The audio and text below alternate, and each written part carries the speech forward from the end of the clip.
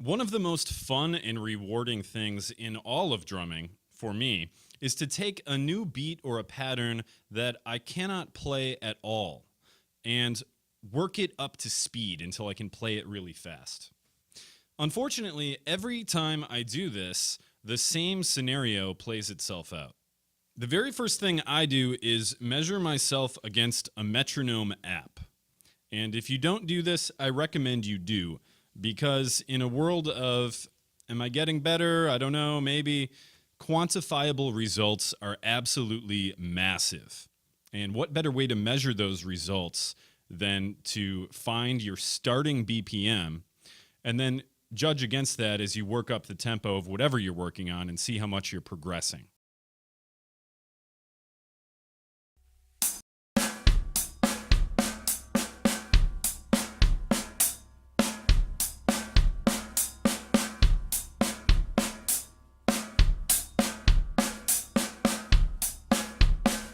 After my bass speed is measured, I start to push the tempo.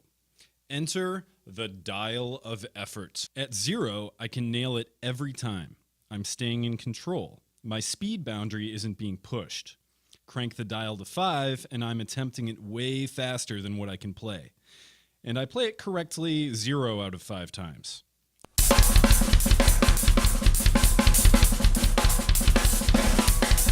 Turn it to 2 or 3, and I can play it correctly about half of the time. That's where I like to live whenever I'm speeding something up for the first time.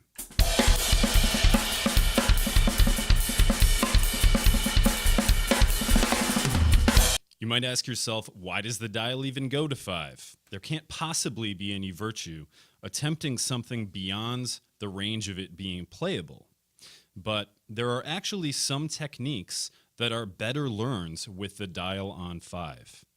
That's a story for another time. So back to the scenario that always happens to me. I start out, I'm learning the pattern, I'm playing it nice and slow, and I turn the metronome off, and I just think faster, faster, faster. And I get it up to a speed way up here. And then I'll play a bunch of reps, my dial's at a 2 or a 3, and I get it from here to here, and then from here to here, keep pushing my maximum speed, but I've effectively skipped over all of these in-between tempos. That's why once a week, I'll take just one beat or pattern, and I'll go back and just sit on those mid-range tempos. I'll bump up the metronome about 5 to 10 beats per minute every 3 to 5 minutes, and I'll just sit there and go through the pattern over and over until I'm comfortable playing at those speeds.